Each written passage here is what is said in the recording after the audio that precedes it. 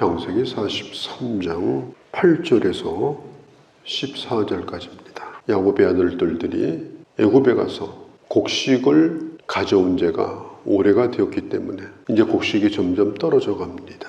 가뭄은 계속됩니다. 그래서 야곱은 아들들에게 다시 곡식을 구해와라, 그렇게 말을 하죠. 왜냐하면 곡식을 구해오지 않으면 가족들이 다 굶을 상황이 지금 눈에 보이기 때문에 그렇습니다. 그때에 넷째 아들 유다가 입을 엽니다. 애굽의 총리가 우리에게 단호하게 경고를 하기를, 만일 베냐민을 데려오지 않으면 양식도 구할 수가 없고 인질로 잡힌 시므온도 구할 수가 없을 것이다. 유다의 말은 이런 거예요. 지금 양식을 구하러 가는 문제도 중요하지만 시므온을 구하는 것도 중요합니다. 중요한 게 뭐냐면 데리고 가야 되는 겁니다. 만일 유다가 자기 아버지 야곱에게 이렇게 말했다고 합시다. 아버지, 지금 식구들이 다 굶어 죽게 생겼는데 굶어 죽일 작정입니까? 우리들 어쩌란 말입니까? 베냐민 안 데리고 가봐야 소용도 없습니다. 아버지, 제발 좀 고집 좀 그만 부리세요. 아버지를 꾸중하고 책망했다면 아마 야곱은 더 마음을 닫았을 겁니다. 베냐민과 함께 내려가지 않으면 양식을 구할 수 없는데도 이 야곱이 베냐민을 내주려고 하질 않아요. 양식만 구해오라는 거예요. 안 되는 걸 하라고 하는 겁니다. 지금 70명의 가족을 데리고 있는 대가족의 지도자입니다. 족장입니다. 지금 야곱은 가족 전체를 생각하는 마음이 없어요. 많은 사람의 평안을 위해서 자기의 평안 혹은 자기의 욕심 또 자기 입장 이런 것도 내려놓을 수 있어야 되는데 야곱은 이렇게 얘기해요. 왜 그때 동생이 있다는 얘기를 했냐? 그 얘기를 하지 말았어야지. 이러면서 자기 아들들만 계속 원망하고 그 말만 계속 반복하는 거예요. 유다가 그때 나섭니다. 이 유다는 요셉 못지않게 좋은 역할을 했던 매우 탁월한 아들입니다. 만일 유다가 없었다면 야곱은 결코 베냐민을 내주지 않았을 거고 야곱의 가족들이 애굽으로 이주하는 일도 어려웠을 거예요. 이 유다는 이 문제를 해결하려고 지혜를 짜고 최선을 다합니다. 그래서 나중에 유다가 다윗의 조상이 돼요. 그리고 예수님의 조상이 됩니다. 유다가 아버지를 설득합니다. 그냥 자세히 설명을 해주는 거예요. 뭐라고 설명을 하는가 하면 오늘 성경에 잘 나와 있죠. 아버지와 아버지의 아들과 아버지의 손자들, 이 사람들이 굶주리지 않으려면 베냐민을 데리고 가야 이게 문제가 해결이 됩니다. 이걸 하지 않으면 우리는 갈 수가 없습니다. 또 가족들이 굶어 죽습니다. 이렇게 지금 입씨름하는 동안이었다면 벌써 애굽을 2번은 갔다 왔을 겁니다. 3절 5절에 보면 유다가 우리라는 말을 강조를 해요. 지금 형제들이 같이 가고 있습니다. 혼자가 아닙니다. 형들이 이 베냐민을 지켜줄 겁니다. 이런 얘기를 합니다. 우리가 애굽에 도착해 보니까 애굽의 총리가 우리를 정탐꾼으로 몰았습니다. 그래서 정탐꾼이 아니라고 얘기를 했더니 가족이라고 얘기했더니 뭐라고 얘기하는가 하면 가족이 이것뿐이냐? 두고 온 가족 없냐? 이렇게 물으니까 우리도 어쩔 수 없이 베냐민 얘기를 했고 아버지가 가나안 땅에 계시다는 얘기도 했습니다. 이 유다는 설명을 잘 하는 사람이에요. 설명을 들으면 어떤 거든지 이게 이해가 됩니다. 그 상황에 대해서. 야곱은 전에 이 요셉이 행방불명된 것처럼 그때도 그래 미스테리잖아요. 이번에도 베냐민을 데리고 가는데 무슨 일이 생길 건가? 그런 가정을 해보니까 도저히 베냐민을 집에서 내보낼 수가 없는 거예요. 그때 유다는 제안을 합니다. 모두를 살릴 수 있는 제안.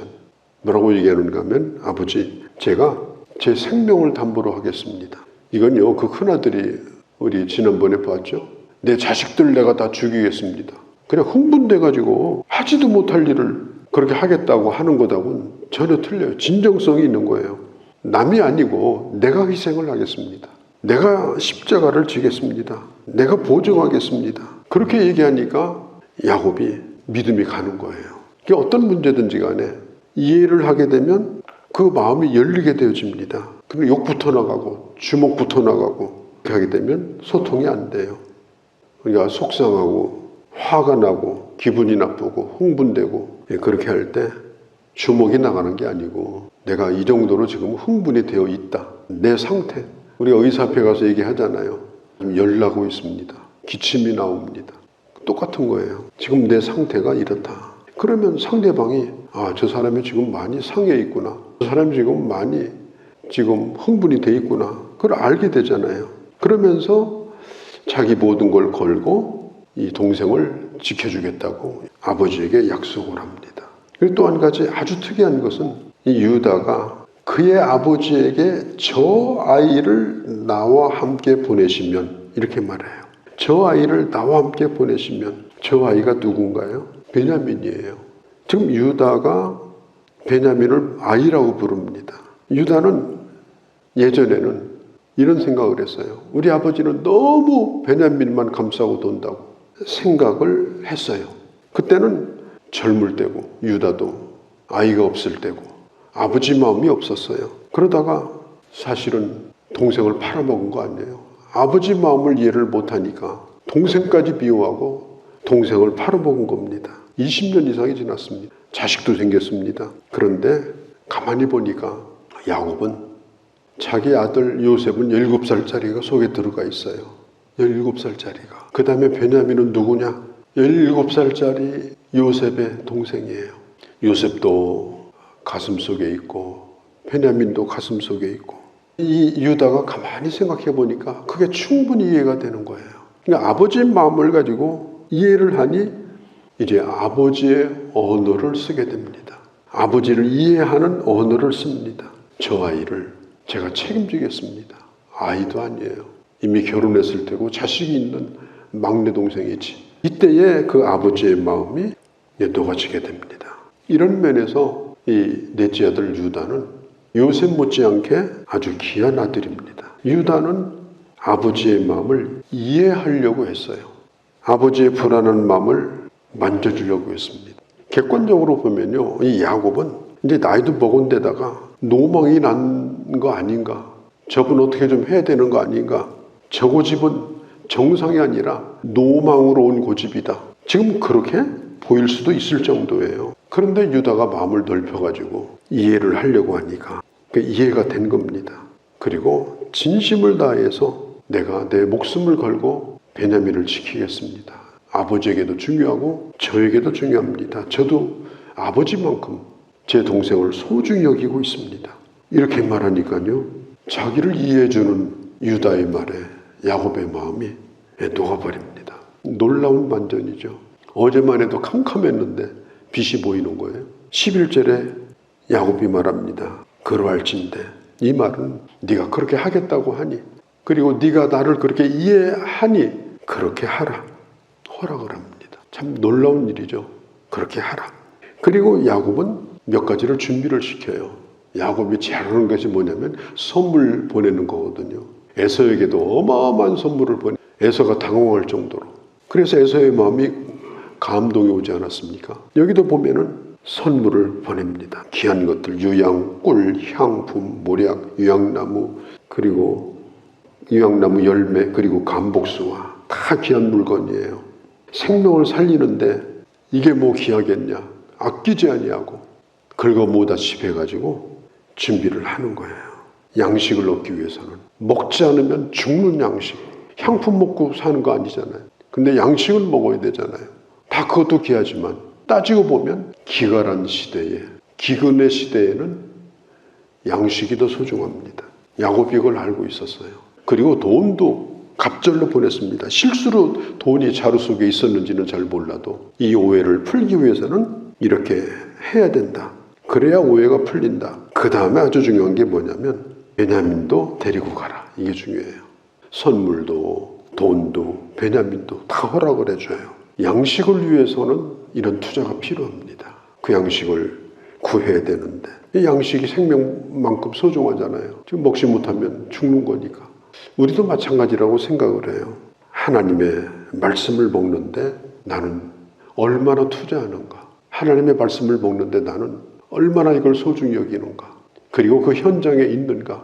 눈여기만 하는 것이 아니라.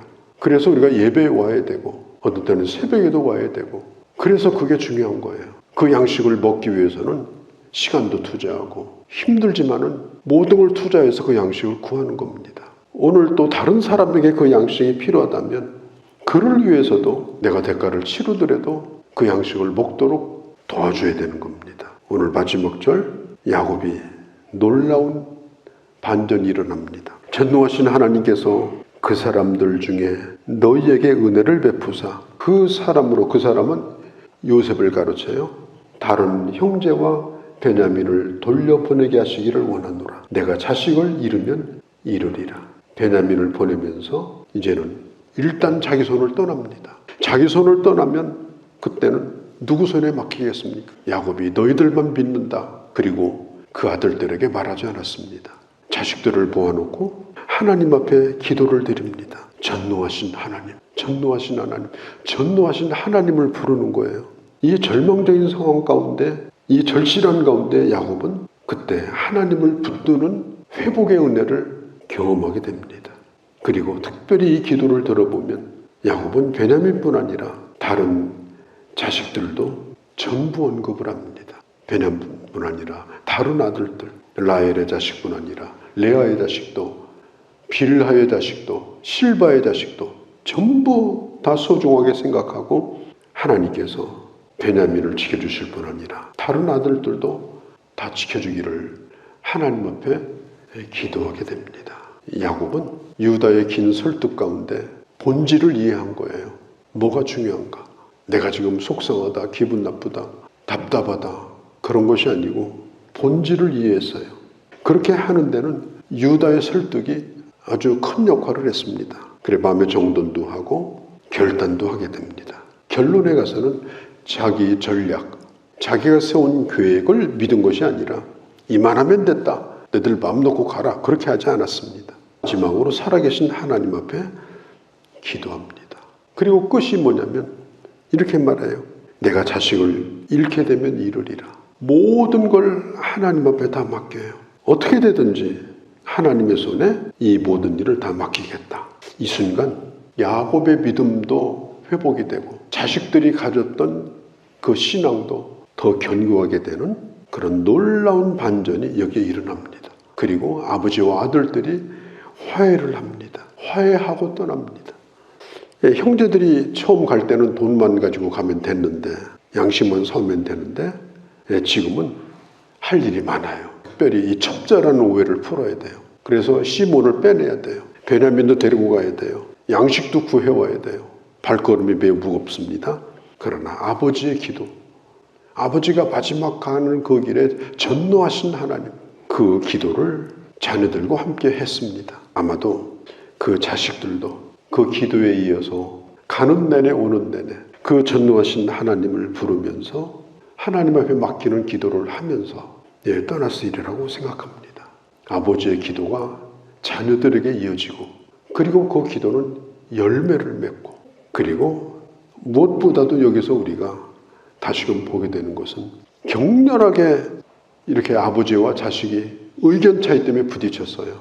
더군다나 다른 아들들은 무시를 당했어요. 그런데 그 아버지를 자식들이 먼저 이해했어요. 어떤 때는 자식들이 아버지를 이해시켜야 될 때가 있어요. 그 아버지 마음속에도 어린아이가 들어있는 거예요. 아버지도 성숙하지 못할 수가 있어요. 그럴 때 자식들이 아버지를 이해시키고 그리고 서로 회복되고 이런 어려운 과정을 통해서 온 가족이 애굽으로 내려가서 한 민족을 이루는 준비가 서서히 되고 있다 하는 걸 알 수가 있습니다.